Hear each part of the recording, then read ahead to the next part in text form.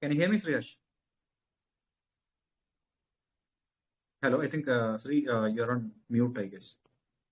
Sorry, I can hear you. I didn't check that I was. Wonderful. Okay, great. So Sri, welcome to AKISC UK edition. So I think before the session we had a small briefing on how it will be happening. Now, Yes. for the folks to all the communities, so guys, this is Sreeharsh. So he's a gold medalist in chemical engineering from NIT Warangal, and he is currently admitted to UCLA, and he'll be enrolled to the chemical engineering masters in chemical engineering program, and is flying off nearly soon. So this particular session would be getting to know more about Sreeharsh, how his journey was so far, and how he opted for this particular university, and his next step moving forward. Now, welcome Sreeharsh for this particular session of your story. Thank you for giving us a wonderful time and in getting to know more about you and your journey. So maybe Shri, you can start off with a small brief about yourself, what you've achieved so far, what you've done so far, and then we'll go from there. Yes. Okay, fine. So my name is Sreeharsha, and I've graduated from NIT Warangal this year, that is 2022, with a B.Tech in Chemical Engineering degree. And I'm going to join MS in Chemical Engineering this fall at UCLA. And coming to the things which I've done in my bachelor's, I've taken up a lot of projects and done international and Indian internships at prestigious universities to build up my profile. And I have a pretty good CGPA of 9.46, which awarded me the Institute Gold Medal and the Chemical Engineering Gold Medal. And I've also taken up a lot of positions of responsibilities during my bachelor's, which gave me a lot of experience in administration and stuff, other than academics. And yeah, that's it. Wonderful, great. So my first question would be, what interested you in chemical engineering, in taking that bachelor's in chemical engineering, and you're again going for, so most people I see on the community is like they take up a core subject for their bachelor's and they go for masters in management, MIS or business analytics, data analytics, and so on. But you have chosen your path on sticking to your core and then taking from there. So just wanted to hear your thoughts on why you did this, and yeah, that's it. Yeah. So actually, I had no opinion of studying chemical engineering for my bachelor's. I was very much interested in engineering, but not a specific field. It's like I'm not interested in specifically in computer science or EC or electronics and communication engineering or chemical engineering, for the matter of fact. So according to the rank which I got during my entrance test in my 12th grade, I got chemical engineering in NIT Warangal and BITS Pilani Hyderabad. So I chose NIT Warangal over BITS and I just joined there. But actually, after joining NIT Warangal, I realized that I had a more inclination towards EEE, electrical and electronics engineering. So there was actually a chance to change my branch through getting a good CGPA, but I was not able to do it in first year. Nevertheless, as I've told you before, it's not my main motive to do a specific field in engineering. I'm basically interested in engineering as a whole. So I just went about doing what I got in a perfect way. And obviously, when I've done it in a good way, I mean, not in a perfect way, actually, in a good way, I automatically got interest to continue my degree for higher studies. Yeah, this is actually my main motive. So specifically, I don't need to change any major or something to pursue what I want or what I require, especially in the US, because the course curriculum is flexible. So I can take whatever courses I want and take up whatever projects I want to even change after I go there. Right. So I believe you might have given your GRE as well as your IELTS. Can you please share some experience on what helped you with this particular aspect and all those? Yeah, so I'm not giving GRE because GRE is not a requirement for most of the chemical engineering programs in most of the universities. I don't know whether it is because of COVID or whether they have decided to remove it as a requirement. But I've given TOEFL. So I got a score of 108 out of 120 in TOEFL. And, getting a good score in TOEFL is not a big deal. Uh, Probably I prepared for around 10 days, not more than that. Serious preparation of 10 days, and you can get a score above 100. And the resources I've used are this, uh, there is this TST prep in YouTube. There are different modules, and that guy gives different patterns and different structures for different questions, and he'll basically explain you everything about TOEFL, and he'll give a good explanation and stuff. So I went through those things, and I've also purchased this Manhattan 5-pound book. So they gave me an online portal where I can practice some questions. Their questions are pretty difficult compared to the questions which appear in TOEFL, actual TOEFL. So that gave me kind of a edge while preparing. So I was I was fixed in my mind that the questions will be that tough, and so it made the process a bit easier. And also there is this TOEFLmocks.com. So this is where you can practice modules for free, because there are modules like speaking and writing and even listening, where you need to listen to questions and then answer them. So that those modules are not easily available on the internet. So you can just go to TOEFLmocks.com in case of TOEFL preparation. There are even IELTS modules in the same website. You can just there's a link for IELTS modules also in the same website, so you can go there and practice hundreds of questions.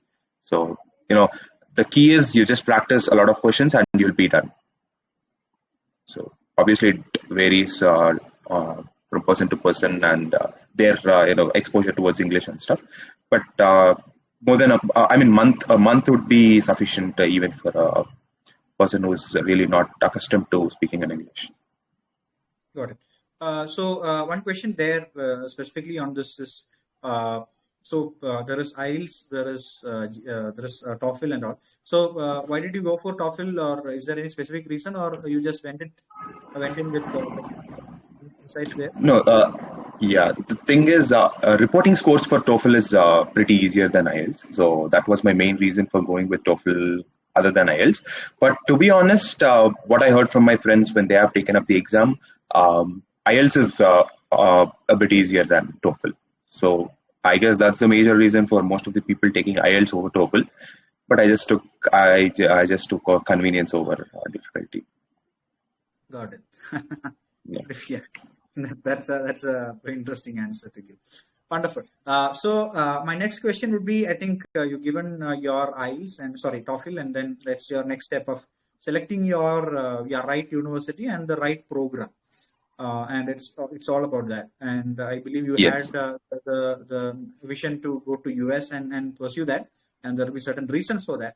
And maybe your reasons to go to a university like UCLA in US, first one, and maybe what are the interesting factors that made you to join in the specific program with the specific university. Okay, so usually US universities directly provide admission to MS students. Usually, but some of the universities take interviews before providing the admit. So that was my case. In UCLA, it is better to approach the professor before applying for the university. I did apply to 4 universities, but UCLA was my main ambition. So there was a professor. He was very top notch in the field, because I'll be doing a thesis based MS. So I need to do a thesis. So I need to work under a professor. So coursework is something which I'm really not into. So I just need to look at the research facilities and the professor who I'll be working with. So coming to that thing, point, when I've seen the faculty list of UCLA Chemical Engineering, Chemical and Biomolecular Engineering department, I found that Professor Philip Sorte would be a good fit for me. I mailed him prior to applying, and he did say that there were MS possibilities in his group. And I applied. He took an interview and then provided me with an admission in February of this year. But I also applied to Cornell University, Texas A&M College Station, and University of Delaware. All these 3 universities are pretty good for chemical engineering. And coming to the point where why I've selected UCLA, as I've previously told, because of the specific professor, because he's top notch in the field I'll be working. Even Cornell University is a pretty good university. I was kind of confused whether to take Cornell or UCLA, because Cornell is an Ivy League and it's way good. university. But as I said, I've given importance to the professor. For other universities, I didn't have any interviews or stuff. I just uploaded my SOP, resume, and all my scores and the letter of recommendations, and they provided me with the admit in the month of March of this year, 2022. All four I got admits, but I chose UCLA over others. Okay, understood. So one question there is, so during your answer, you mentioned that you figured out those four universities which are best for chemical engineering specifically. Now, what are the reasons that you mentioned, and did you use any resources for that, or how did you do your research and figured out that these are the four universities to go for and apply? Yes. So coming to this point, the thing in chemical engineering is many colleges don't offer an MS in chemical engineering, especially a thesis-based one. You have to either apply for a PhD or apply for a coursework-based master's. But I was in a position where I just wanted to decide whether I'm suitable for an PhD or not. So that was my main motive, or whether I'll be suitable for an industrial job. So these are the two things which are at the back of my mind. So I wanted an MS with thesis so that I can experience this industrial framework and also the thesis part where I can just figure out whether I'll be suitable for a PhD or not. So less universities offered it because either they were offering PhD or an MS with coursework-based programs.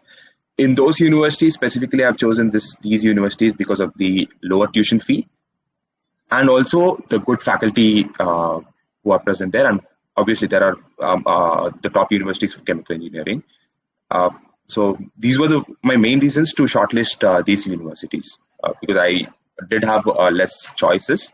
So in those less choices, I just went through the university's websites and the way of funding they'll be giving. I know there are TA, RA and stuff which will be provided after joining. So I was just looking for those things, whether they are provided or not, and the professors and the facilities at the university and stuff. So I've just went through all these things and shortlisted the four universities. Got it. Thank you. So my next question is you got your final admission opportunity with UCLA. Now, what are the different steps that you took, and how are you right now doing? And what is the next step that you are going to take in your journey? Yeah.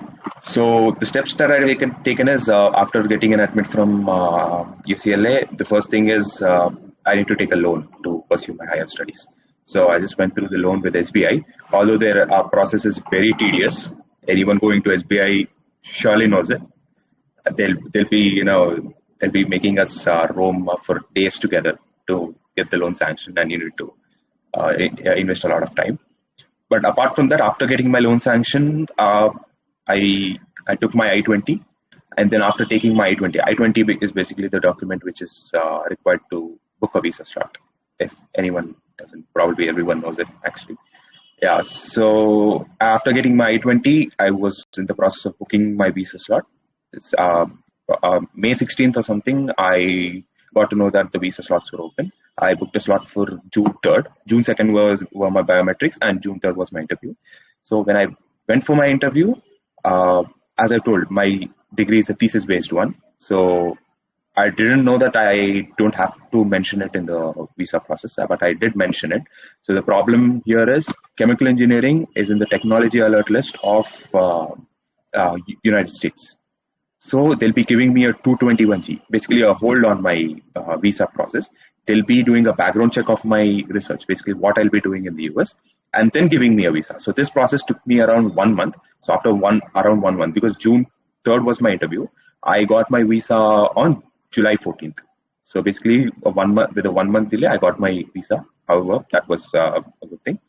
Yeah, because most of the people who get a 220NG because of this research topic, not most, actually, I've not seen anyone getting rejected because of this. It's just a compulsory procedure which we need to go through. So this is one important thing for people who don't know about 221G in visa processes, because I was the one who didn't know it. So I just want to spread awareness on it. And after getting my visa approved, I've just done all the orientation, and I'm even searching for on-campus employment and stuff and things. Right now, I'm doing all those things, the small things, and even the new graduate student checklist should be, should be satisfied, and there are a lot of things which I need to do. So I'm just in the process of doing it. So coming to the future part, as I said, I'll go there and then I'll join the group, do some work, and then I'll decide on what to go about. I mean, think about Got it. further stuff. Thank you. Thank you. Yeah. My final question would be: any thoughts you want to share for the community AKISC, and also maybe any expectations that you have for AKISC? You can let us know that maybe we as a community can work forward in bettering ourselves. Yeah.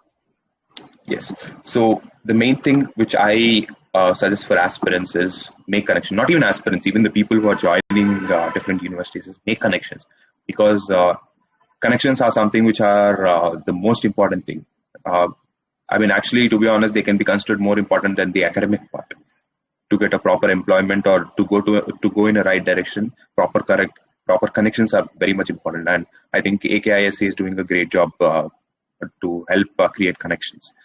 And from AKISC, I just hope that a lot of stuff regarding employment and things after going to US. I mean, how to search for employments and how to build up a resume, and uh, so many professional tips, and also some tips about this H-1B visa. Visa stuff is also very important after getting the employment, right? So these are the things I think a lot of light should be shed, so many people can know about it, and just be careful of any things which we might face during the whole process, because it's a very tedious process. Even after getting a job, going through all this visa, OPT STEM extension, H-1B, and all. So I just hope that I'll get some useful information out of this group. Got it. All right. Yeah. So Shri, it was wonderful talking to you, understanding your whole journey for till now. All the best for your next phase in US. So, by the way, when are you going to US? Next month, September 7th, to be September 3rd. leaving India. Yeah. All right, all right. Maybe I think there will be a couple of them here in this community itself who will be part of UCLA. You can connect with Yes. them. You can interact. I think most of the members here are more or less ready to help, and that is what ecosystem that we want to create, so that we can help each other and then grow for the better. So thank you once again for giving us the time, and all the best for your master's program. Thank you so much. Can I call you Georgie? That's your Yeah, name, right? George. Yeah, yeah, yeah. Yeah. Thank you so much, Judge. I hope this interaction would help some people. Yes, yes. All Yes. right.